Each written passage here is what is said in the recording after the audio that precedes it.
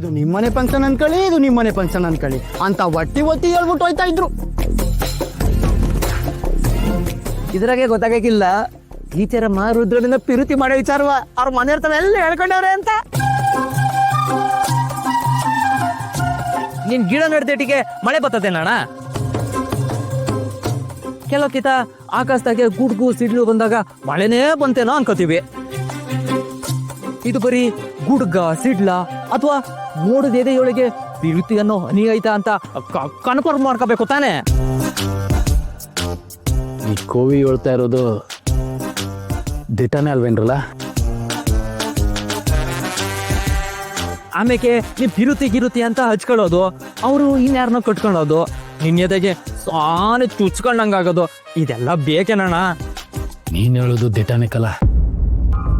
ಇವತ್ತು ತಲೆ ಮೇಲೆ ತಲೆ ಬೀಳಿ ನನ್ನ ಮನಸ್ಸಿನಾಗಿರೋ ಪಿರುತಿನ ಟೀಚರ್ ತವ ಹೇಳ್ಕೊಳ್ತೀನಿ. ಅದಕ್ಕೂ ಮುಂಚೆ ನೀನೇ ಭುವನೇಶ್ವರ ಅವನ್ ಮಗ ಅಂತ ಹೇಳ್ಕೊ.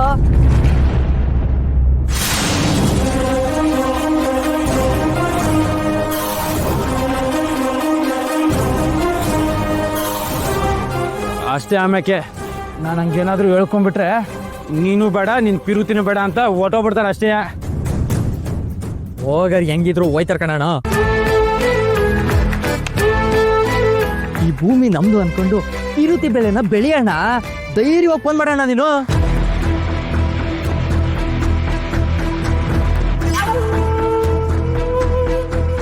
ಹಂಗಂತೇನಿಲ್ಲ.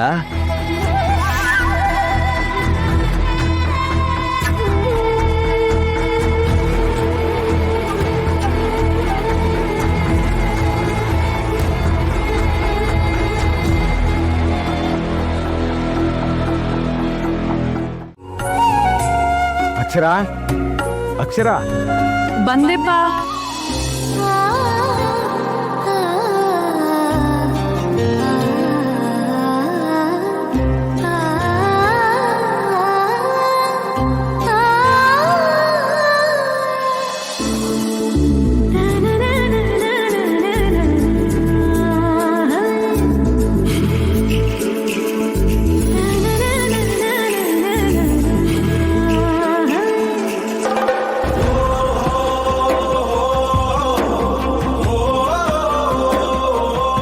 ಏನಪ್ಪ? ಥ್ಯಾಂಕ್ಸ್ ಮಗಳೇ. ಥ್ಯಾಂಕ್ಸಾ? ನಂಗ? ಯಾಕಪ್ಪ? ಮಗಳೇ ಅಕ್ಷರ, ಯಾವ ಸಮಯದಲ್ಲಿ ಏನಾಗುತ್ತೋ ಅನ್ನೋ ಭಯ ಆಗಿತ್ತು. ಆದ್ರೆ ನೀನು ನಮಗೋಸ್ಕರ ಎಲ್ಲವನ್ನು ಸಹಿಸ್ಕೊಂಡಿದ್ಯಲ್ಲ, ಅದಕ್ಕೆ. ನೀನು ಈಗ ನೋಡ್ಬೇಕು ಅಂತ ಎಷ್ಟು ಕನ್ಸ್ಕೊಂಡಿದ್ವಿ ಗೊತ್ತಾ ಅಕ್ಷರ? ಅಪ್ಪ ಅಮ್ಮ, ಮಗಳಾಗಿ ನಿಮ್ ಕನ್ಸು ಸಾಕಾರ ಮಾಡೋದು ನನ್ನ ಕರ್ತವ್ಯ. ಎಲ್ಲ ಬರೀ ಡೈಲಾಗ್. ಅವ್ರೇನಾದ್ರು ಸ್ಕೂಲ್ಗೆ ಹೋಗೋದು ಒಬ್ಬದೇ ಹೋಗಿದ್ರೆ ಇವಳು ಈ ಮದ್ವೆನೇ ಬೇಡ ಅಂತ ನಿಮ್ ಕನ್ಸಿಗೆಲ್ಲ ಕೊಳ್ಳಿ ಇಟ್ಟಿರೋಳು. ಅದಿತಿ, ನಂಗೇನ್ ಅಪ್ಪ ಅಮ್ಮಂಗೆ ಬೇಜಾರ್ ಮಾಡೋ ಉದ್ದೇಶ ಇರ್ಲಿಲ್ಲ. ಇದ್ರಲ್ಲಿ ಅವ್ರ ಮಕ್ಳ ಭವಿಷ್ಯ ಇತ್ತು. ಜೊತೆ ನನ್ ಭವಿಷ್ಯ ಕಟ್ಕೊಂಡ್ರೆ ಸಾಕಾಗುತ್ತೆ. ಏನಂದೆ? ನಿನಗೇನಾದ್ರೂ ಹೇಳಕ್ಕಾಗತ್ತಾ? ನೋಡದಿತಿ, ಮದ್ವೆ ಆಯ್ತು ಅಂತ ನಾವು ನಮ್ ಗುರಿನ ಬಿಡೋದಕ್ಕಾಗಲ್ಲ. ಗುರಿ ಇಲ್ದೇ ಇರೋ ಮನುಷ್ಯ ಸೂತ್ರ ಇಲ್ದೇ ಇರೋ ಗಾಳಿಪಟ ಇದ್ದಾಗೆ. ನಾವು ಹುಟ್ಟಿರೋದು ಬರೀ ಸಾಯೋಕಲ್ಲ, ಸಾಧನೆ ಮಾಡಿ ಸಾಯೋಕೆ. ಬೇಷ್ ಮಗಳೇ, ನಿನ್ನ ಮಾತನ್ನ ನಾನು ಒಪ್ತೆ. ಯಾವುದಕ್ಕೂ ಬಗ್ದೇ ಇರೋ ಬೀಗರನ್ನು ಬಗ್ಗಿಸ್ಬಿಟ್ಟೆ, ಆ ಭುವನೇಶ್ವರಿನೂ ಬಗ್ಗಿಸ್ಬಿಟ್ಟೆ. ಸಾಕು ಸಾಕು, ಮಗಳನ್ನ ಹೊಗಳಿದ್ದು.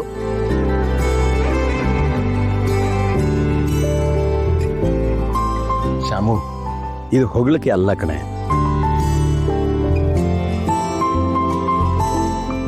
ನಾನು ಯಾವ ಗಳಿಗೆಯಲ್ಲಿ ನಿನ್ಗೆ ಅಕ್ಷರ ಅಂತ ಹೆಸರಿಟ್ನೋ, ಸಾಕ್ಷಾತ್ ಸರಸ್ವತಿ ಪುತ್ರಿನೇ ಆಗ್ಬಿಟ್ಟೆ ನೀನು.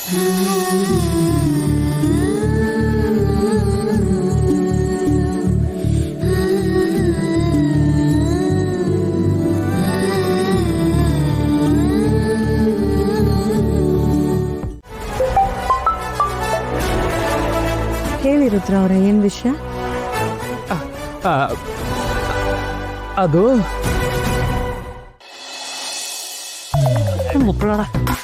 ಅದು ನಮಗೂ ಕೆಲಸ ಮಾತಾಡು. ಹಲೋ ರುದ್ರ ಅವ್ರ ಕೇಳಿಸ್ತಿದ್ಯಾ? ಹ್ಞೂ ಟೀಚರಮ್ಮ, ಕೇಳಿಸ್ತೈತೆ. ಹೇಳಿ ಏನ್ ವಿಷಯ?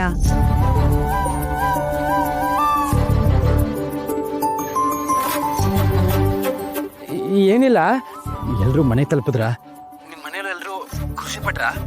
ಅಪ್ಪ ಹೆಂಗವ್ರಿ ಅಂತ ಕೇಳೋಕ್ ಫೋನ್ ಮಾಡಿದೆ. ಮಗಳ ಎಂಗೇಜ್ಮೆಂಟ್ ಅಂದ್ರೆ ಅಪ್ಪಂಗೆ ಖುಷಿ ಆಗದೆ ಇರುತ್ತಾ? ಅವ್ರ ಗಳಿಗೆಗೋಸ್ಕರ ತುಂಬಾ ಕಾಯ್ತಾ ಇದ್ರು.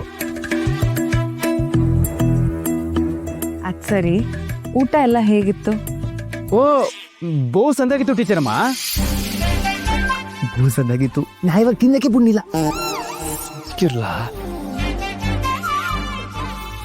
ಹೌದು, ರಿಂಗ್ ಹಾಕೋ ಮೂಮೆಂಟ್ ಅಲ್ಲಿ ನೀವ್ ಎಲ್ಲಿ ಹೋಗಿದ್ರಿ? ನಾನ್ ನಿಮ್ಗೋಸ್ಕರ ಹುಡುಕ್ತಿದ್ದೆ.